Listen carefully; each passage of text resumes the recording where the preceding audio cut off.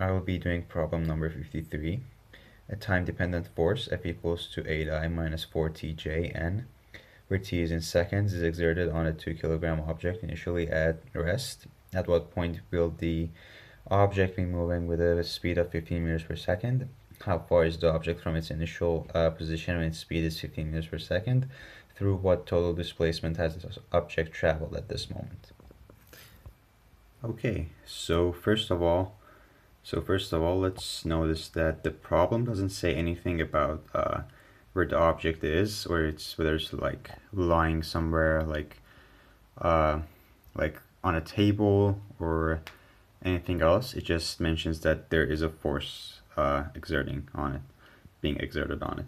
So we'll just assume that the only force that is affecting our mass is the force that we are given. So first, for the free body diagram, it's really not accurate, since your force is always changing and it's time dependent, and as your time increases, the j component of your force is going to decrease, so your angle is going to always shift, and it's going to always get like around here to 270 degrees. It's going to get closer to that. Yeah, so we're just going to assume that F is the only force, and F is equal to ma. That's the formula we will be using. So 8I minus 4j n is equal to ma, which is 2 kilograms times a. So you get your a from here, and a is equal to 4I minus 2tj meters per second squared.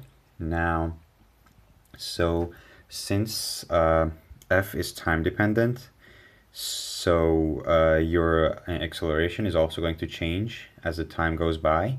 So you can't really use kinematics, so we're just going to have to use another way. So remember that v is the derivative of delta x, and a is the derivative of v. So now we just take the antiderivative of a, which is v, and then we take the antiderivative of v, which is delta x. So the antiderivative derivative of a is 4ti minus t squared j meters per second, and then the antiderivative of v is 2t squared I minus 1/3 t cubed j meters. So the first part of the question asks what's the time when v is equal to 15 meters per second. So now we only have the magnitude of v, so we just calculate the magnitude of v. And so we use the Pythagorean theorem. So first one squared plus the second one squared is equal, the square root of that is equal to the magnitude. So 16t squared plus t to the fourth, and then the square root of that is equal to 15 meters per second. And then we solve for that, for t, and t will equal to 3 seconds. So yeah, that's the answer to the first part. Now the second part asks you how far is the object from its initial position. So you just plug in 3 in your delta x equation here. So that's, and you get 18I minus 9j meters. Now also part C asks you what's the total displacement. This is your total displacement vector, which is the answer to the part C.